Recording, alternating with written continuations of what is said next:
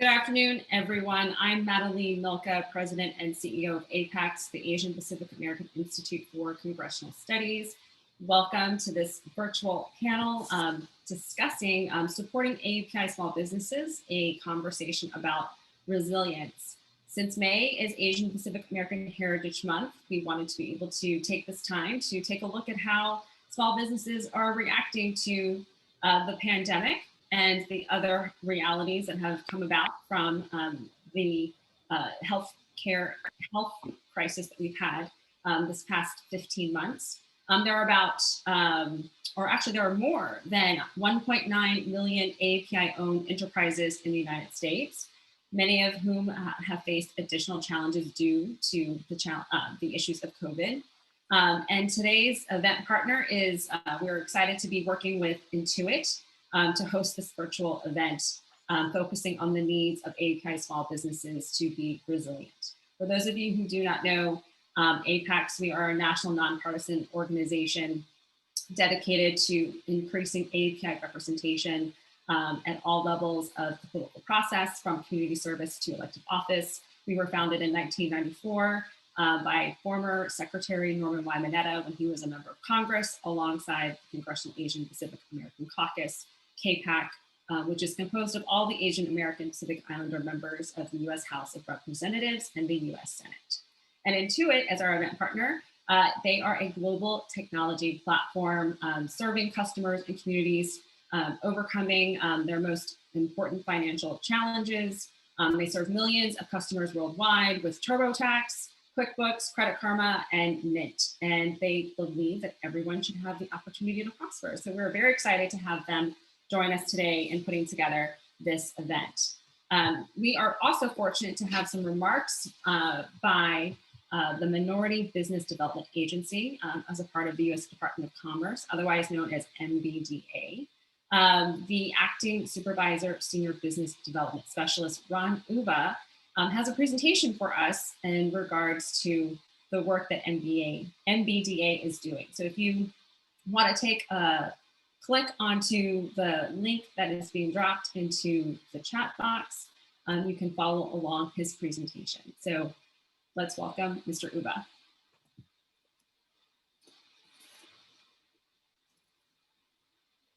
Good afternoon. My name is Ron Uba. I'm with the U.S. Department of Commerce, one of 12 agencies known as the Minority Business Development Agency. My acting national director, Ms. Edith McLeod, has asked me to be here to help celebrate the Asian Pacific American Heritage Month with APEX. Thank you for your invite. I'm honored and excited to be here to share what we do at MBDA. I'm the acting supervisor for business development, and here in my role as the tech lead for contract acquisition, we have some activities that we were focused on before COVID-19 struck. Among them was mobilizing partnerships with workforce development and construction infrastructure for bridges, roads, and tunnels. COVID-19 had us pivot for building the new task force for COVID with the Defense Logistics Agency and the National Disaster Recovery Program to build emergency kits. Among the contributors was the Tribal and Indigenous Thai Council and the innovation programs supported by Brookhaven National Labs, the Department of Energy, NASA, and the SBIR Tech Transfer Program. Among the initiatives that the Department of Commerce and White House created under this administration included food insecurity solutions for green sustainable energy, working with HBCUs and the NTIA National Broadband Program for Digital Divide, and building on new initiatives into the future for smart cities. Among the growth industries for AAPIs include science and technology, hospitality, tourism and food and beverage, and retail, and building healthcare initiatives for the care's smart economies of the future. MBDA is focused on one mission. It's the only federal agency dedicated to the growth and global competitiveness of MBEs. The CARES and CARES 2 Act helped us support the minority businesses in the communities of different locations across the United States to deploy the federal funding. In fiscal year 20, Congress authorized $10 million in supplemental funding, which made a difference in allowing MBDA to distribute 30 existing MBDA business centers and national minority chambers of commerce to support this COVID-19 effort. In fiscal year 21, we received an additional $25 million to expand and augment these fundings for resources. Our plan for winning the future is building initiatives to focus on helping MBEs grow today. Among the things that we're preparing is to help meet the industry's needs for the future. Digital, global, and think tanks are areas that we plan to invest in. We want to make impact in access to capital, access to contracts, and access to markets. Please follow us on social media and learn more about the ways to submit your nominations for a successful AAPI transition of businesses to meet Midweek in our business awards. This is recognized by the Department of Commerce at the highest level. Join us tomorrow to learn more about the two-part panel series of how MBDA centers and stakeholders can make a difference. And apply on the registration link to learn more. I want to thank Apex. You're in good hands with Madeline Mielke, Anthony Malacki, who helped us with today's program, along with Miss Emily Kessel, who sacrificed much to be here today. I want to finally thank the Honorable Commerce and Transportation Secretary, Norma Mineta, for not just the vision and leadership of making this happen, but for allowing us to be here after 27 years to allow MBDA to be recognized in today's program. Thank you to all the small business initiatives and the programs that you achieve. Continued success. Thank you. We appreciate having MBDA participate with us today. Next, we are very honored to have Congresswoman Young Kim from California's 39th District providing opening remarks. She is one of 3 Korean American women who were first elected to Congress in its history in this current Congress. And we're fortunate to have her as she's also a member of the House Small Business Committee. So please welcome Congresswoman Young Kim. Hi, I'm Congresswoman Young Kim, representing California's 39th Congressional District, which includes parts of Los Angeles, Orange, and San Bernardino counties. I thank the Asian Pacific American Institute for Congressional Studies for having me today. As one of the first Korean American women to serve in Congress, a former small business owner, and now a member of the House Small Business Committee in Congress, I am very excited to be able to be with you all virtually today to talk about my work to support small businesses and entrepreneurs of all backgrounds. As we celebrate AAPI Heritage Month, we honor the more than 1.9 million AAPI small business owners across the nation who are providing for themselves, their families, and supporting employees and making our communities better for all. The COVID-19 pandemic hit each of us hard, including the AAPI community as well as our small business owners.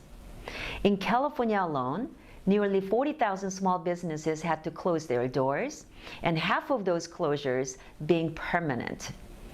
Across California and the nation, small businesses have had to adapt to keep their doors open in the face of these unprecedented challenges. However, despite the many hardships, entrepreneurs have found ways to survive and keep their businesses going, showing the strength and the resilience of the AAPI community. As ranking member of the Small Business Subcommittee on Innovation, Entrepreneurship, and Workforce Development, I am working hard in Congress to fight for small businesses, create jobs, cut red tape, and promote workforce development opportunities so we can get people back to work and our economy back on track. I'm excited that in my first 5 months in Congress, I've been able to get 3 of my bills to help small business owners passed out of the House and 1 already signed into law. My bill, the PPP Extension Act, was signed by President Biden on March 30th and moved the deadline for small businesses to apply for Paycheck Protection Program loans to the end of May. This was a common sense, bipartisan solution that has allowed small businesses nationwide to apply for billions of dollars in unspent COVID-19 relief. While our nation continues to emerge from the pandemic and safely reopen our communities and economy, I will continue to fight for small businesses in Congress and do all I can to create pro-growth policies to help entrepreneurs of all backgrounds. I want to thank you again for allowing me to speak during today's panel. I know that together we can support our small business community and come back stronger than ever. Thank you.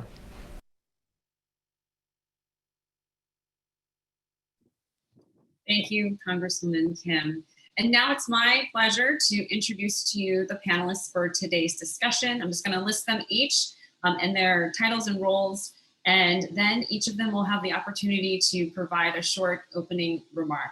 So from the top, I'm going to start with California Assemblymember Evan Lowe. He represents the 28th District.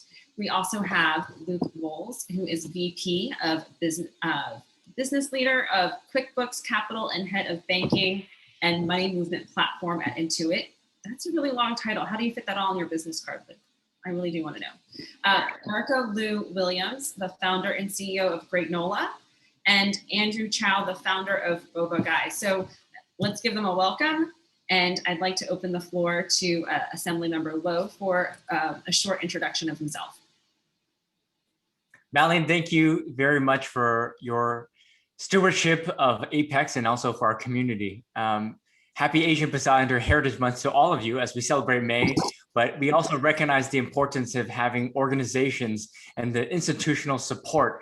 Imagine if Apex was not around, especially during the attacks on our Asian Pacific community, and how we have the structures in place with your leadership and uplifting our community. So thank you for all that you do and all that you will continue to do. And we look forward to continue to partner ahead. And to all of the fellow panelists, let's have a dialogue about how we can help support other small business owners in the positions that you're in. And specifically for Andrew, I'm so curious, there was a recent boba shortage, and how do we recognize and anticipated events while also dealing with the COVID pandemic, small business issues, especially in local communities, at the county level, at the state level, at the federal level. And frankly, look, we're all small business owners and come from communities of color.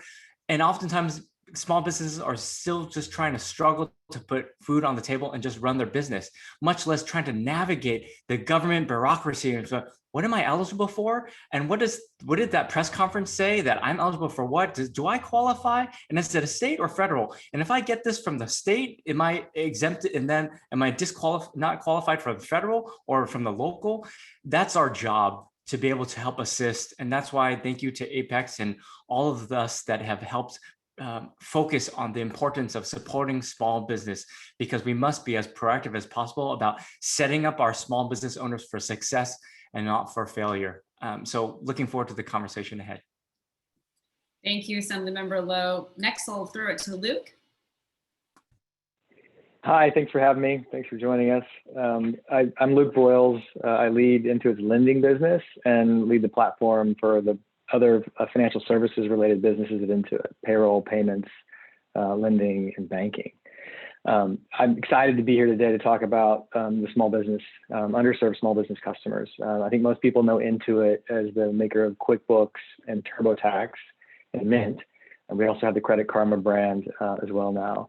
Intuit's mission, and the reason why I wake up every day and am excited to be here, is to power prosperity for our customers. And that's something that financial technology and my core focus here at Intuit, and what I get excited about, can really help with. So we're encouraged to see things like fintech's participation in the Paycheck Protection Program, right? We were able to help save, we think, 34,000 small businesses by deploying $1.2 billion through this program, keeping more than 200,000 employees paid. Fintechs over the last decade has done a lot to get to a point where you can really automate programs and help deploy capital to the truly underserved businesses are not getting access to capital elsewhere. One of the core things we're fighting with is that the success of small businesses is challenging, right? I think half of small businesses fail within the first 5 years, and 2/3 of these self-starting small businesses fail in the first 10 years. So anything we can do to help them have access to capital or help them manage their cash flow and manage their business and simplify all of these tasks like paying your bills and sending invoices and getting paid and doing your accounting and doing your taxes, all the stuff that I'm not sure there's that many people who really like to do those things, but Intuit's here to try to automate that stuff and make it secondary, allow you to focus really on your family, on your business, doing the things you enjoy versus some of the tedium that can be involved in managing a business, because it's not hard given the failure rates. It's very hard given the failure rates to run small businesses. So excited to be here. Excited to have the conversation.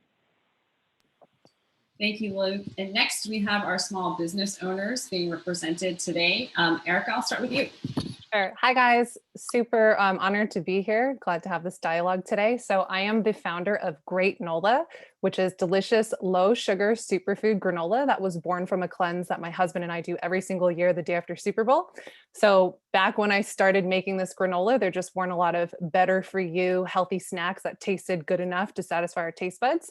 So I was inspired to make my own clean ingredient granola using unique and functional superfoods. And it was actually never meant to be a business to start. So when I was making this granola, I was actually working full time in the tech industry. Actually, I was an employee of Intuit by means of acquisition.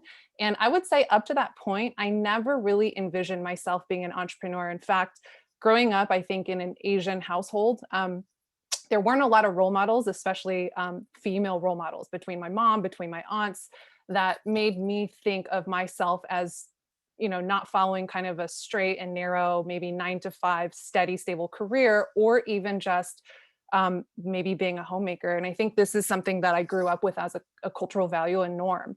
And it wasn't until I started working in the tech industry and saw all the innovation and the creators around me when I got the itch to start my own business. And the granola as my business idea wasn't actually that obvious either. But I had this light bulb moment that, hey, you know, I'm struggling to find healthy, you know, delicious granolas and snacks in stores. Other people have to have this problem too. So I decided to launch very small and humbly on the side of my tech job by selling my granola at the local farmers market. And that's just how I got my start back in 2013.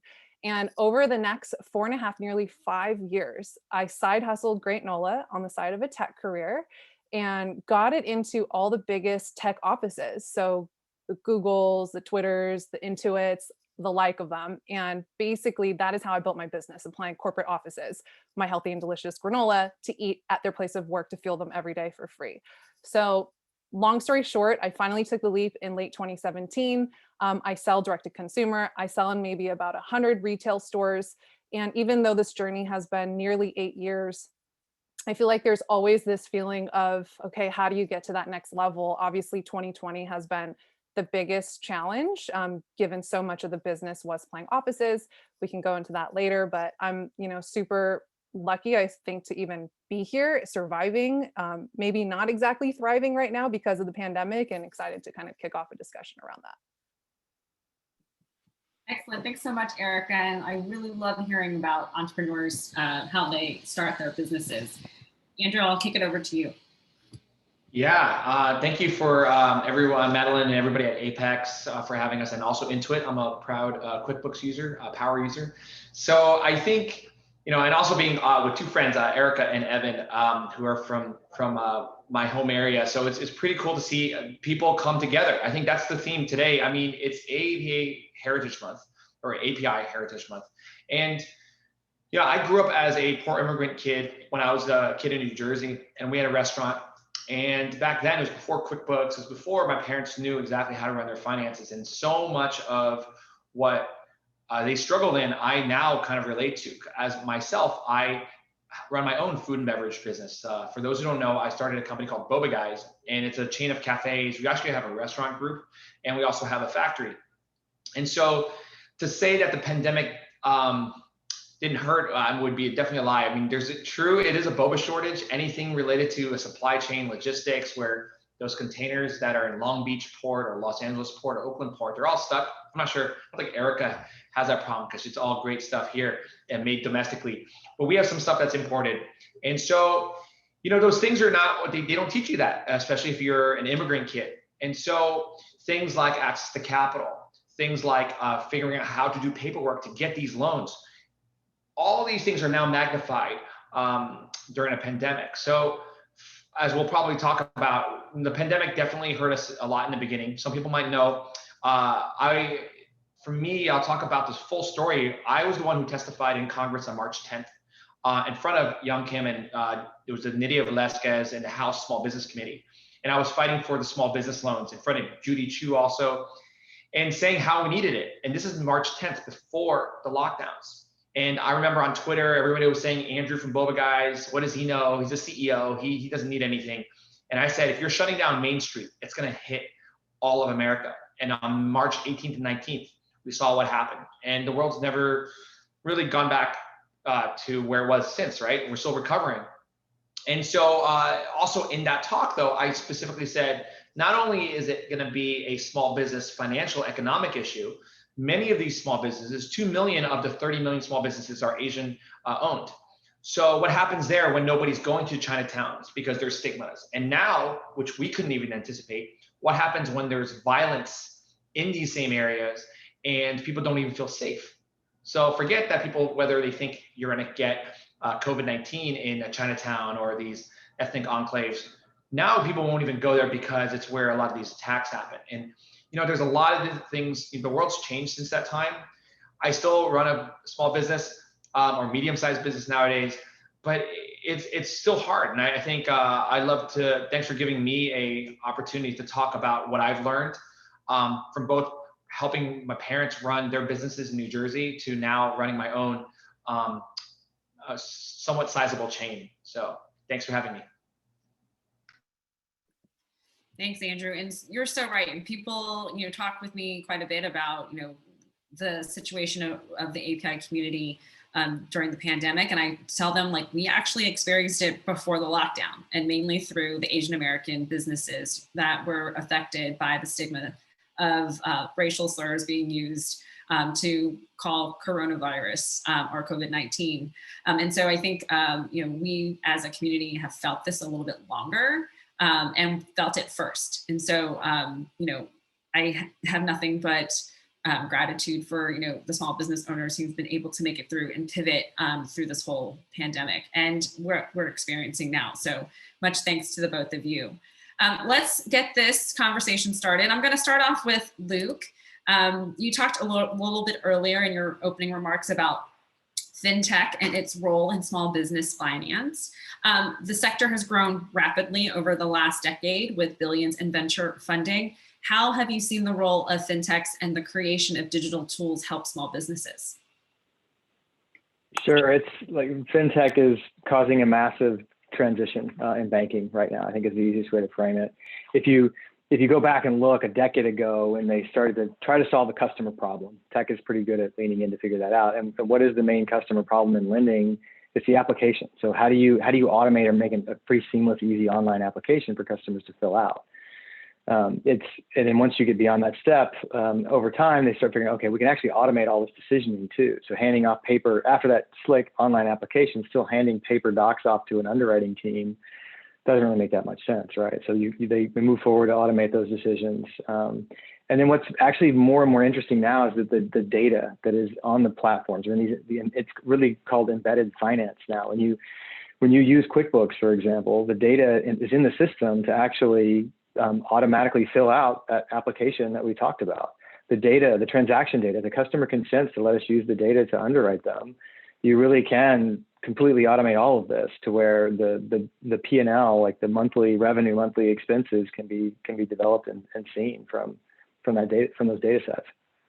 And so it really does become a frictionless process. I think PPP is probably a pretty good example of all of that coming together. So when Treasury and the SBA and Congress allowed fintech to participate in PPP, the loan application process that we stood up is a perfect example of where it's all come to, right? If you used Intuit for payroll, or if you used Intuit to file a Schedule C in 2019, we were able to completely automate the entire PPP process, right? You could come in and say, like, we tell you how much you might qualify for it. And if you consented to letting us actually pull the data to underwrite you, the application was automatic. We'd show the personal information, it's review, one click. You show on the next page, you show the business information, it's review in one click. The calculation of payroll to see how much you qualify for was automatic because you paid payroll through our payroll systems. If you were a self-employed customer using and you needed a loan as well, like we could pull the TurboTax data through the API with your consent to automatically calculate what you qualified for as a self-employed customer. And to get to, like, when you're at that point, like I live on the main street of my hometown, Magnolia Avenue out here in California, and it's heartbreaking to see Main Street shut down. And if you can take that most acute pain point where I don't know if my business is going to survive, and then get them access to that capital with a 3-minute application because all their data is there already and they trust your brand, nothing feels better than that. So fintech has the ability to power experiences like that and just connect people, the underserved populations, right? For, like with PPP, our payroll customers, 80% of them have less than 10 employees. 57% have less than 5 employees. So we really open this up to the smallest of the small, these very, very small businesses. And fintech is this 10-year journey to power pretty amazing experiences like that. So we're encouraged by fintech's ability to do this, to serve the underserved populations. Now, I will say that, APEX is a nonprofit. We use QuickBooks. We love it because it's so easy. So there you go. I'm going to turn to our small business owners here. How has COVID impacted your businesses? Erica, I'll start with you. Sure. So I mentioned, as far as how I built the business on the side of my tech job, ironically, was getting my granola into all these tech offices to serve them granola every day. And so in 2019, 80% of my revenue was supplying these corporate offices. And as we know, in the Bay Area in California, we were one of the first regions in state to shut down. So it was like a fire drill.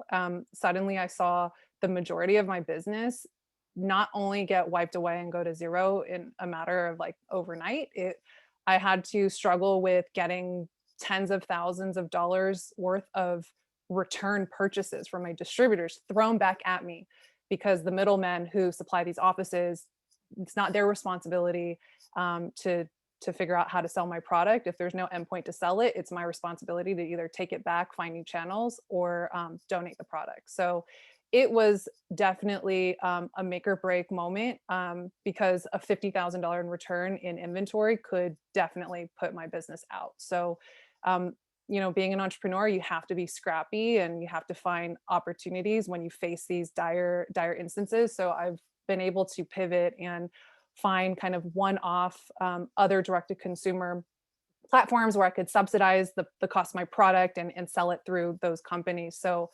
fortunately, I was able to kind of skid by without losing too much money. I would say that, for the first time, I've been bootstrapped since inception, and supplying these tech offices did provide me some sort of cash flow or runway to support other channels in growing the business. And with that wiped away, this is really forcing me to think about accessing capital, just to kind of make sure that not only can I survive, but I can actually grow and step function, because I'm not here to just be an incremental business. In the time of 2020, doing the PPP loan was, first I would say it wasn't super intuitive. Things were changing all the time. And then because I'm self-employed, I have contractors, I have no actual full-time staff. I think I got about $700. So it was one challenge to, figure out all the logistics, the rules, the changing forms, how to submit. I still think I'm waiting on figuring out when is the right time to submit for forgiveness on that.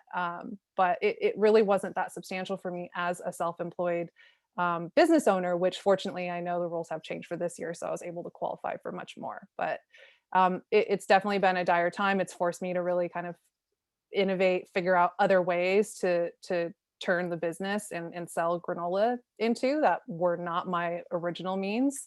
And it's definitely putting me in a position now where I have to seek more capital and think about those next steps and best practices. Thank you so much for sharing, Erica. And for those of you who don't know about her business, we dropped her website into the chat box. It's also in the Facebook comment section. Also a reminder, if you'd like to ask a question, please do so in the Q&A box. Same thing for Facebook comments, and we'll aggregate them to ask those questions when we get to the appointed time. Andrea, I'd like to turn it over to you. Yeah, I mean, it's what Erica was said just brought back so many memories. I think we're both in consumer side businesses, so which is heavily influenced by demand and how people purchase things. We're retail based, so some people, I alluded to it, we had to shut down all our stores, which was like 400 employees at one time. because back then we didn't know what the lockdown was going to be like. So number one, that was probably the scariest moment. I haven't really talked about it publicly, but just to get the audience kind of to hear context, I was down to 2 payrolls. That is very, very lean in a retail company. Usually you want much more than that. I was down to 2 payrolls, and I immediately went into negotiating with landlords. And so that's the stuff that people don't really want to talk about, but that was what I was really doing for the first few weeks, is just making sure my landlords, who now know that I'm not going to pay them, don't kick me out. At the time, we hadn't ever seen like some of the protections for the tenants yet. In addition to that, I'm trying to figure out how to pivot my model. And I think the good news, and Erica said this a lot too, is that if you're an entrepreneur, the one thing that entrepreneurs and small business owners have is you're generally very resourceful and you have some grit. And I think that is maybe what saved the company. We did get a PPP loan. People think we're big. We have almost 20 stores, but people don't kind of see that, our stores aren't like giant restaurant groups. So we need a lot more stores to kind of equate to one giant restaurant that seats 500 people. So we did get PPP loan, just about $1 million. And it was very similar to what Erica said. I thought my books were really tight, but I didn't know I had to pull certain numbers and have certain things to show if you apply the second PPP, like how much you were down. And I'm sure you've heard the restaurant industry, thank goodness for the Restaurant Revitalization Fund. But the restaurant industry and food and beverage and anything related to that, we're talking about nail salons, anybody on a main street, it was decimated through large parts of the pandemic, especially in states like California, which were a little bit more of conservative in kind of the implementation of masks, and things were shut down a little longer, which in many cases was great for public health and everything. But first of all, small businesses, they had to kind of fend for themselves. So practical things we did, as Luke was alluding to, we went very digital. We made our e-commerce much more robust. So we sold something we never sold before called Boba kits. So we taught people how to make boba at home, which that and sourdough were the 2 things that we all learned how to make at home. And maybe dalgona coffee. And that was new. That was something that you had people just be more creative with their business units. We went contactless. So we were one of the first out of the gate, because we are from California, and we have ties. A lot of my products, like teas and stuff, come from Asia. So I generally know a little bit more of like forward-thinking technology. So we use QR codes. I think we're probably the first place to use QR codes. We used it right away. And so QR code menus, contactless, self-pickup, we adopted right away. And I think that saved us when we came back. And I think it was so hard. I mean, hiring was really hard because people just didn't want to risk it. Many of the people who work in our service sector, including myself, we live at home with their big families, and you don't want to put them at risk, and it's super understandable. So I think when you put all that together, it was just this really, it's not even chaotic. It was just, everybody's in a crisis mode. But the one thing I would encourage, for those watching and for those tied to the small business community, is the one thing about the small business community, remember, it's 30 million small businesses. It's incredibly resilient. And I think we are truly the backbone of the country. If you think about it, you didn't know if we were the backbone until Main Street disappeared. And then the kind of the world, kind of like our everyday life, collapsed. That was because Main Street America collapsed. It was because the salons, the bars, the movie theaters, those all closed. That's what's on Main Street. It wasn't the big companies that, in many ways didn't feel it the same way as an average everyday person. And I think that's really what I learned a lot. And I'm really grateful for I think tech solutions, we work with Square and Intuit, obviously. So Square is our POS provider, using contactless through them and having our back end be run by QuickBooks and everything. That actually saved me a ton when we filed papers and I had to prove my P&L was down 30% year over year. Those are those small little things that I think helped save us. Thanks so much for sharing. If you don't know about his website, we dropped that also in the chat and in the Facebook comment section. So feel free to take a look. Talking about the economy, California itself is the largest in the United States. And And it is, if it was its own sovereign nation, it would be the 5th in the world, behind India and Germany. So, I mean, I think this is amazing considering how, it is one state. We're fortunate to have a member of the state legislature here. Earlier this year, Assemblymember, you urged your assembly budget leadership to end business tax increases and restore net operating loss deductions. And you also mentioned businesses are struggling and they need help now, not in several years. What have you noticed from businesses across your constituency and the financial impact COVID-19 has had on them? That's great. Thank you. Well, I mean, just to piggyback on something that was mentioned earlier about your comment about our AAPI community realizing the impact during the COVID shutdown earlier because of the xenophobia.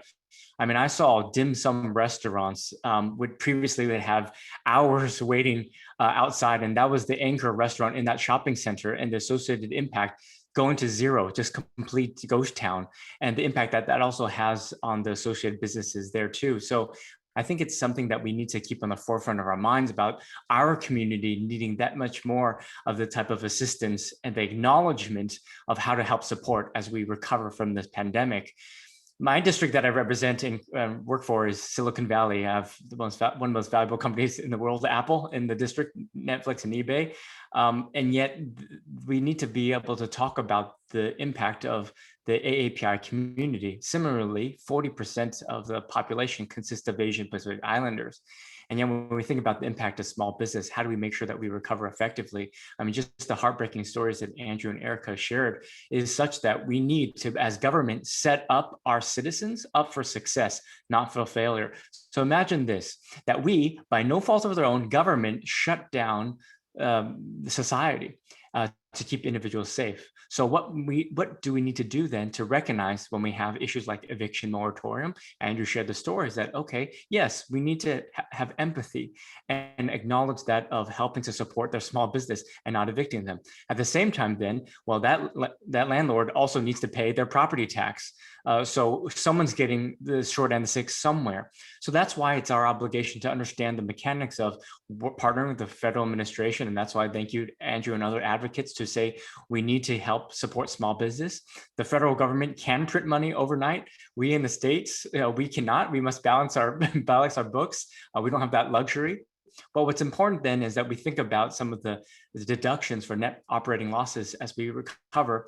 And also similarly, we're talking about the challenges of small business owners, but let us also recognize that so many of our small business owners also have great empathy for their employees.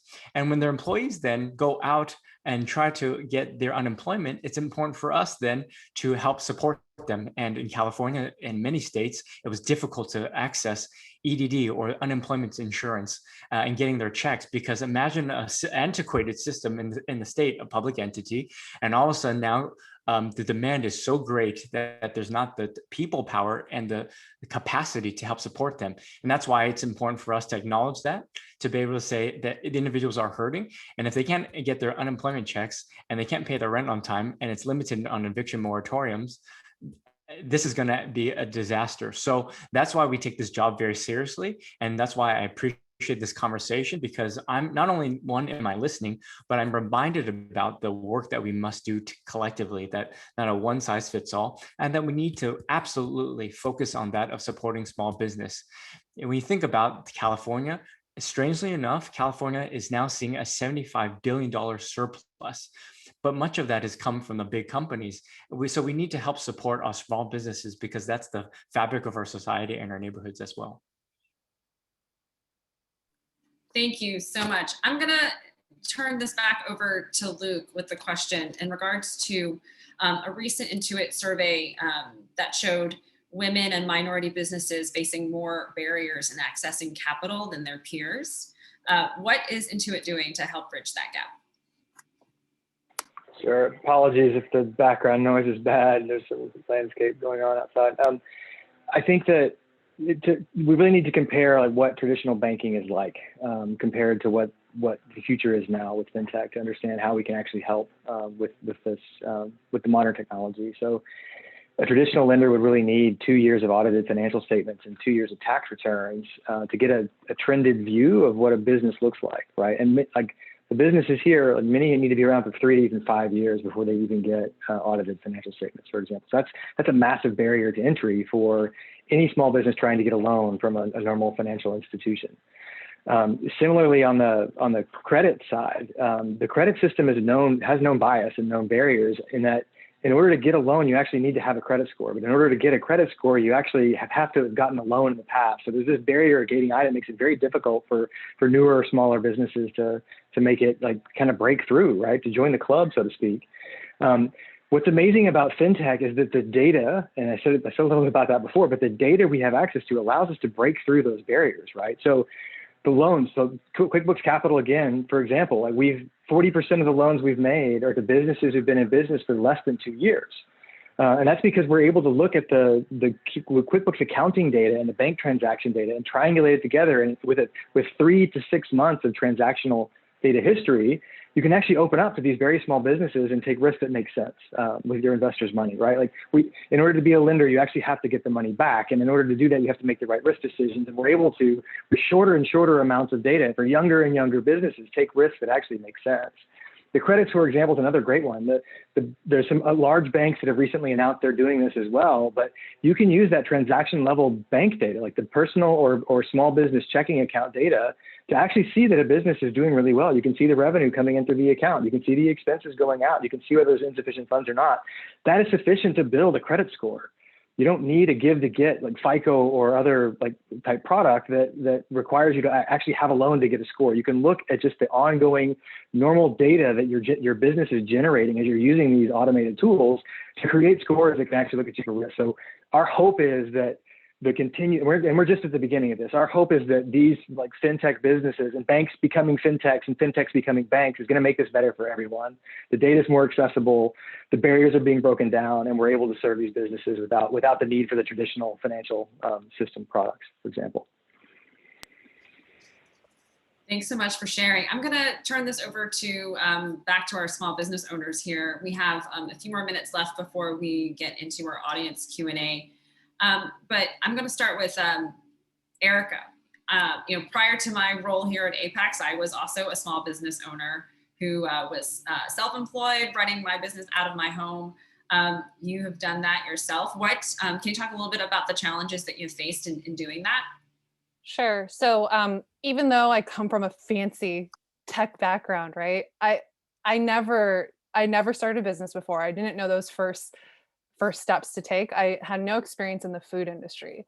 And so back in 2013, even though the internet was very prolific and you can find tons of information online, some of the most basic first steps and questions were actually really difficult to source through the internet. So things like, okay, what are the rules for selling a food product at a farmer's market? Or if I want to go find a commercial kitchen or a manufacturer to make my product, like where do I find someone?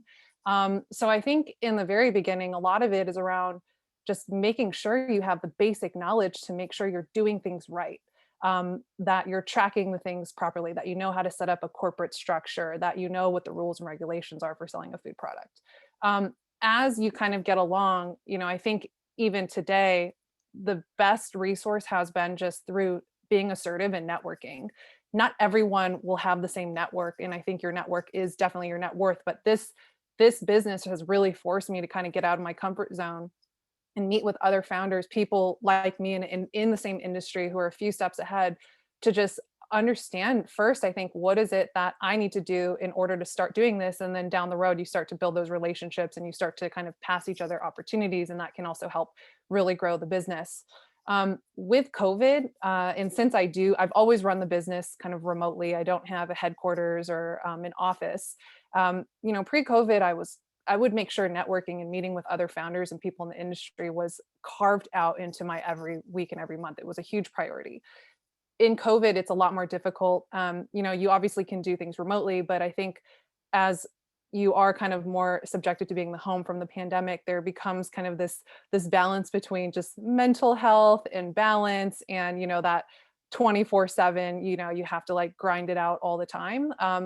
I think one of the biggest challenges lately is the fact that the lack of interpersonal connection and kind of that human element that you don't get by going into your office or having coworkers or teammates. Because I'm a sole founder, that can be one of the most challenging parts, which I think has been magnified by the pandemic. Andrew, I'm going to give you a different question. What do you think AAPI small businesses need to stay resilient and to grow? Oh, that's it really depends. It's a great question. It really depends on the industry. I could speak broadly, I guess in retail, I think a lot of it is going to be digitization, or as I alluded to, just working with technology a lot more, making things that are easier. If you want to get loans, you want to be eligible for different programs, or at some of these tech companies, they have a lot of these great grants or programs where you can kind of get amplified. A lot of times you need a little bit savvy with technology, not an enormous amount, just enough that you understand roughly how Facebook works, or roughly how Google works, or roughly how Intuit works. I think that's actually going to be really, really helpful. I think the other one is I do think this is, I'm allude to a question that I see in the Q&A, and if that's okay, because I want to keep this short, is that one thing about starting a business in the pandemic, if there's one thing about the pandemic, is that change generally breeds opportunity. And I think there's a lot of opportunity. I'm generally someone who's pretty optimistic, and as horrible and painful as it was, including over 500,000 people who passed away through COVID, there's also, on the flip side, we learned so much as people. Many people have grown, not everyone, but a lot of people have grown. And I think even for businesses, the same thing, where there's opportunity where you can now chase your dream. I will say retail, real estate, for better or worse, has never been cheaper. And commercial real estate. And so I think about those small little things that make this a ripe opportunity for entrepreneurs out there. So if you're out there watching, just I encourage you, this is actually a good time, especially if you're a retail-based consumer entrepreneur. So you're basically a half boba full type of person. Yeah, half boba, less sweet, less ice, full. That sounds like my kind of beverage. Assemblymember Lowe, I'm going to go with you for one last question before we go to the audience Q&A. You did last year AB 95, the bereavement leave policy. We obviously saw a lot of mortality last year, the last 15 months, really, with this pandemic. This policy allows workers to take time off in the event of the death of in the immediate family. It's the bereavement leave policy. What are some of the needs of your constituents that caused you to craft such a policy? And it's an unfortunate reality that we were dealt with, but it's also something that wasn't talked about a lot. But with all of the distancing and the requirements and the strain on the system, funeral homes, individuals unfortunately lost loved ones, and you could not just schedule a funeral or the type of burials because they were overwhelmed with the type of distancing, and you had workers who were not able to stay on their jobs and take bereavement leave. In the state of California, there are no protections for bereavement leave.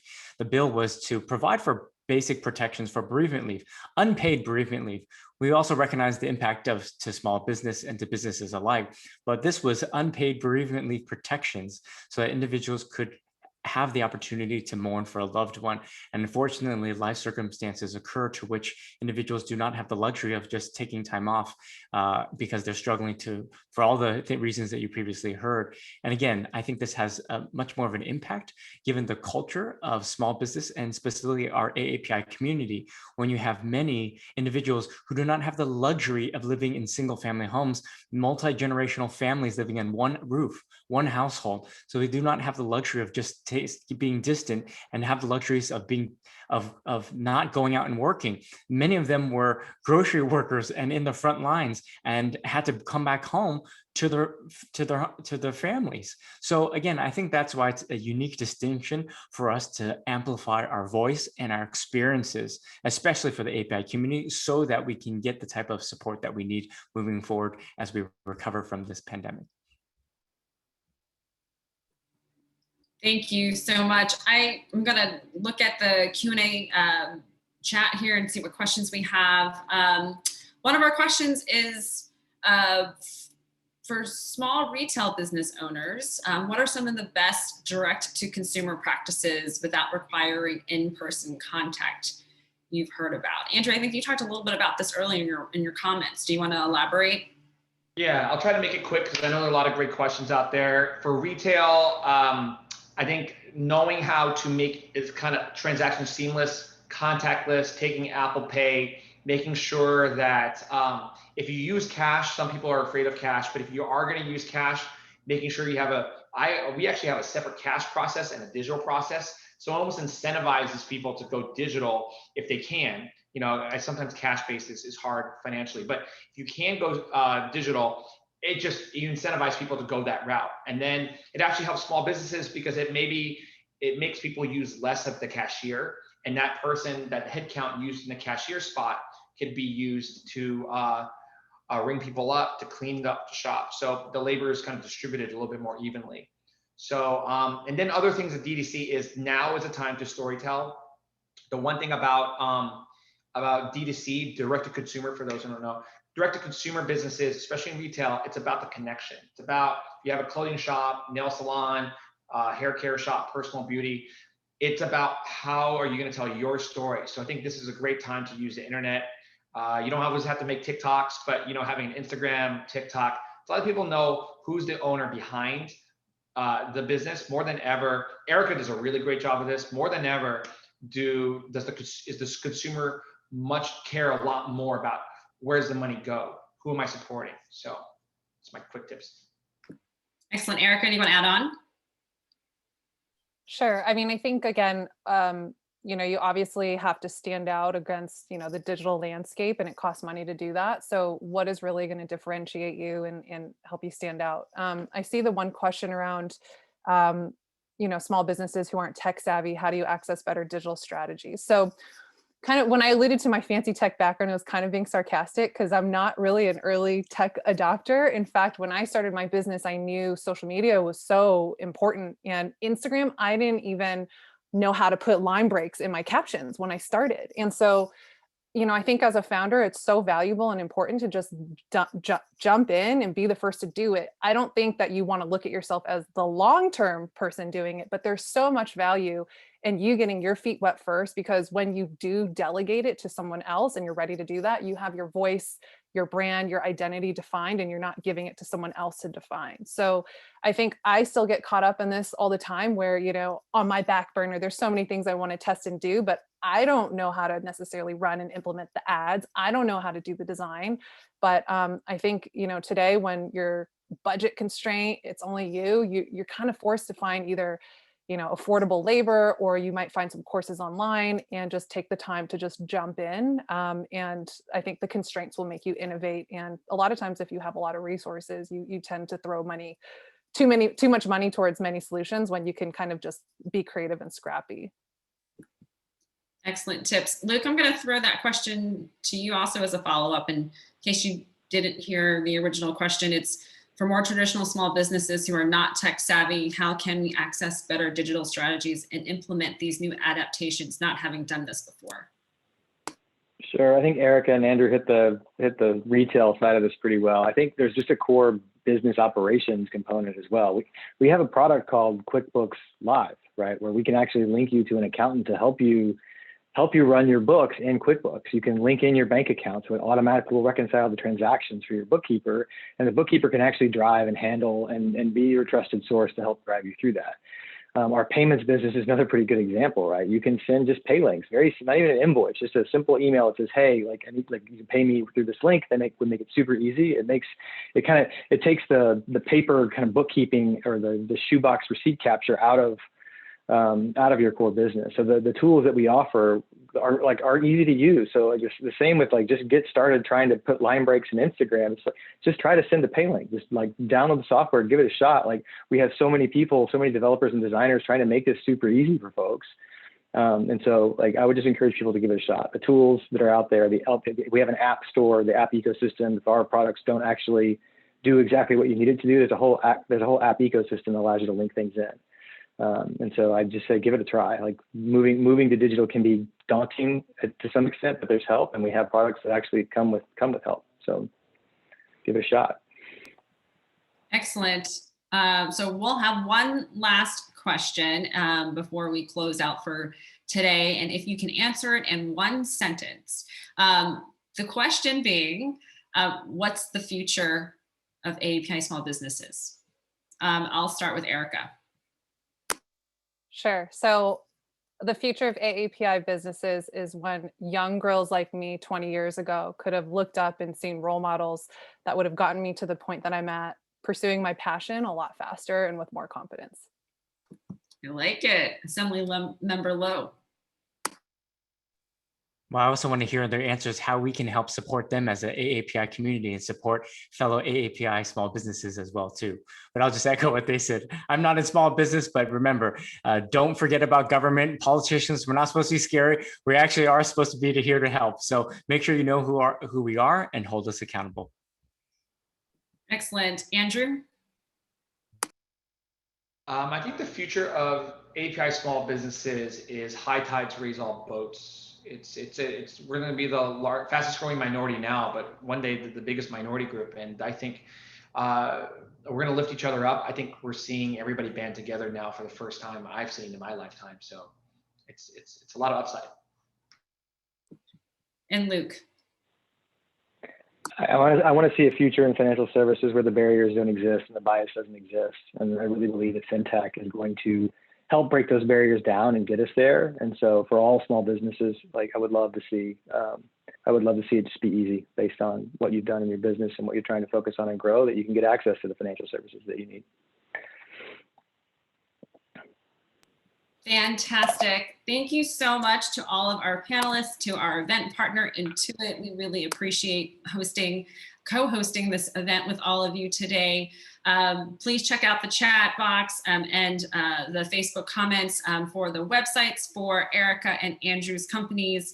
You can also check out APAC's website, apax.org. We are constantly having these types of conversations. This is Heritage Month, so last week we hosted a week-long series of legislative leadership summits, basically to talk about things of this nature: small businesses, food access, food insecurity, being able to work in allyship with other communities of color. So we hold regular conversations such as this throughout the year to really amplify and elevate the work of our event partners, our AAPI community leaders, and our AAPI elected leaders. So please continue to follow us, check out all of the social media channels that we all have, and you can get more updates by signing up for our newsletter. Thank you so much again for joining us. If you missed this and your friends missed this, please feel free to share the link so that people can watch this later at their convenience. That's the benefit of having recorded sessions such as this. You can watch it at your own convenience. And we look forward to seeing you the next time. Thanks so much, everyone.